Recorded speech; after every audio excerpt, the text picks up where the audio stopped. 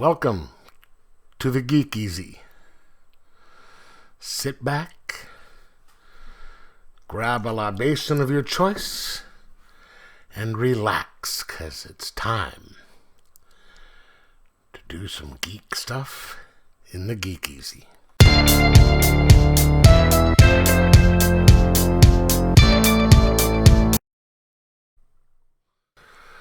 Welcome back to the Geek Easy, fellow geeks. Grab a beverage of your choice, because today we will be talking about Blue Book, published by Dark Horse Comics, written by James Tynion the Fourth. It's a script by James Tynion the Fourth, art by Michael Avon. Okay, pronounce that. Okay, and letters by. Yeah, okay. I'm not going to massacre these names. We can show you that, let you figure it out, because I sure can't. But let's move on. Okay, this book, I don't know if you know anything about what is referred to as Project Blue Book. In the past, 40s, 50s, stuff like that, the U.S. Air Force, I guess the Air Force didn't come around until after World War II, but the Army Air Corps and then the Air Force was investigating UFO sightings. I guess they didn't really come until you become called UFOs until, maybe the 50s. But one of the many names for the investigations was Project Blue Book. The program changed names over the years. And this is about one of the investigations, probably one of the most famous investigations, Barney and Betty Hill.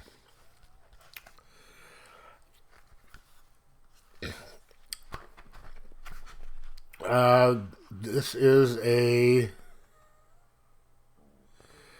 takes place Tuesday, September 19th, 1961. Okay. Barney and Betty Hill were a mixed race couple. That really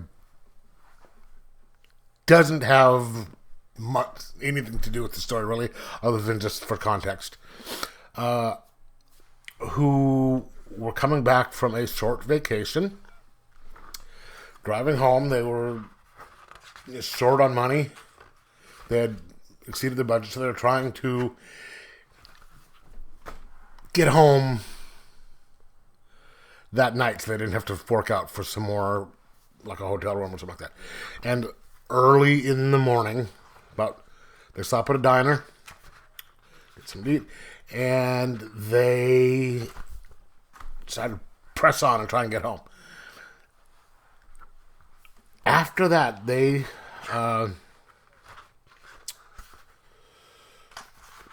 start seeing something up in the air. If you can see there, like right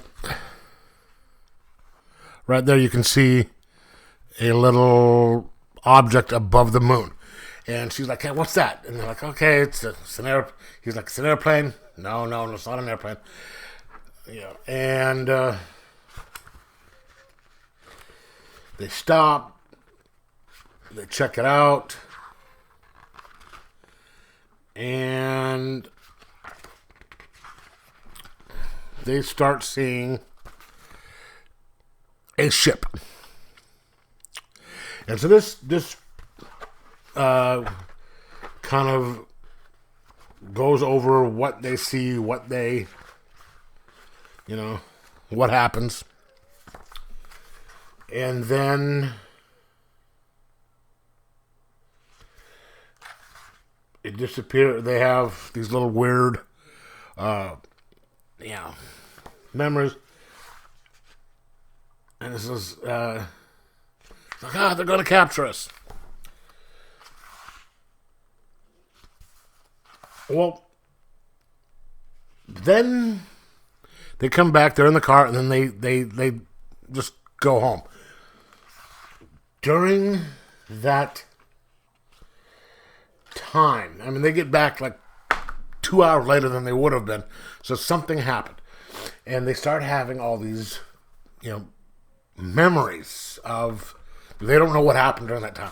They start having all these memories, and kind of long story short, they wind up going, having memories of, something happening. She was having nightmares. They come to realize that, they may have been taken. So they go to this takes a little bit of time, to a hypnotist who wants to help them recover their memories. And so this covers the whole case from 61 until years later. There's, books written about it. And just basically the journey of what happened to this couple since the 1961 night in 1961 when the event happened. Did they have, during the hypnosis event, it tells from each of the person's perspective, Barney and Betty, what happened to them or what they remember happened to them on the UFO. You have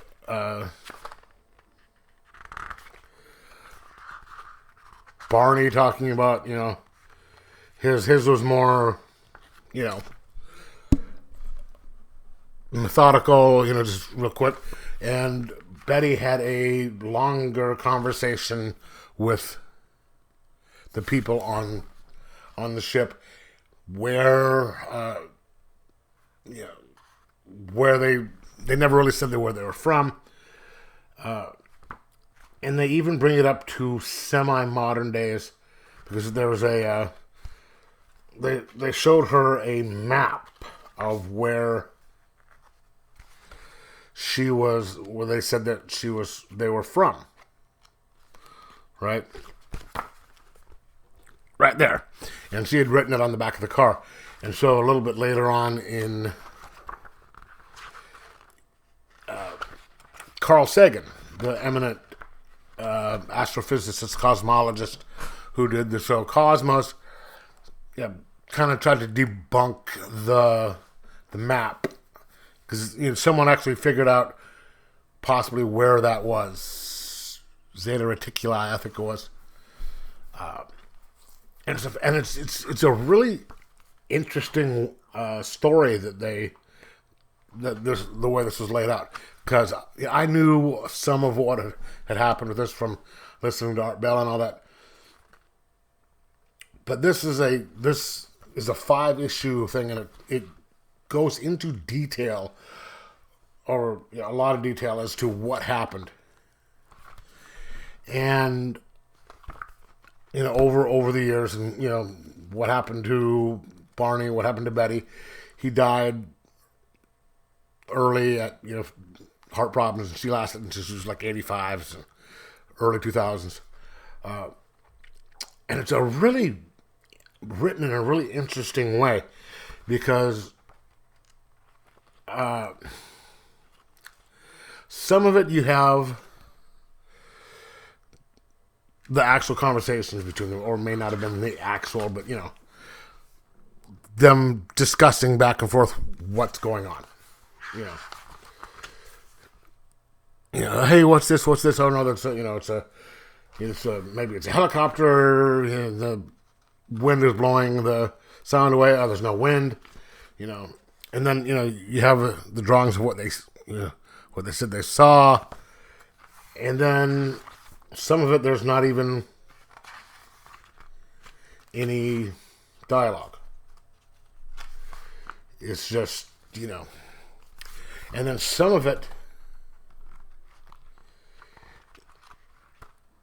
is written out like a report, saying, okay, this happened, this happened, this happened.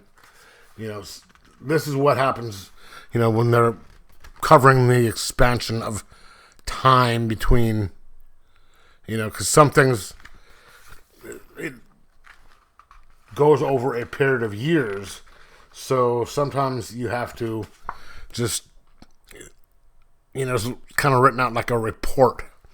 Saying, okay, then years later this happened, and so they dealt with it this way and all that. And it's a really kind of interesting way of it being written. And the art is, okay, well, let me show you the art. I mean, the art, it's kind of, well, like this. So, I'm not a huge fan of that type of art, but I like what the artist did.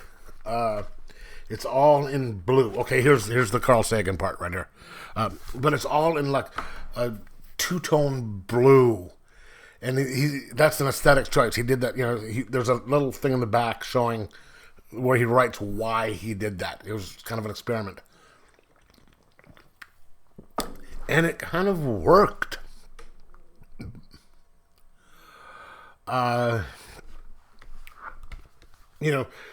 Blue book, and so, I guess they did it in blue, is,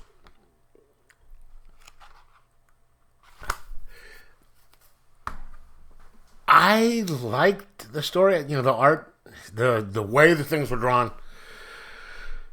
was a little off-putting to me. The two-tone blue thing, yeah, okay, I liked that, but the actual, rough art was not. It was kind of rough. Okay, so here's Betty having a conversation with one of the aliens. And the style in which it's written is interesting because it's part,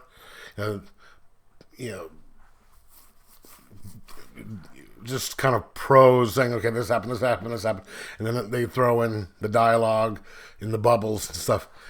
So that's an interesting choice, which worked because when it's in the moment, you have the dialogue. Then when it's covering the years in between, you're like, okay, well, this happened, and then blah, oingo bongo, wingo wango. That was a really good way of having to have that done without massive dialogue bubbles, which you see in some things. So Tinian did a really good job on that. Overall, I liked this book. It's a 5-issue trade, and I do not know if they are going to do more. Get another case, because there are plenty of other kind of famous Blue Book cases, maybe not as famous as this, but there are plenty of cases in which they can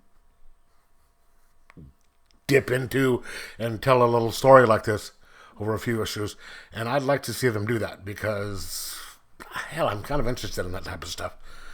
And I would buy more. So I'm going to give this a 4 out of 5 just because I'm not a fan of the, and this isn't the blue, two-tone blue thing, but of the art. It's just, that art is not it kind of distracting. But anyway, 4 out of 5.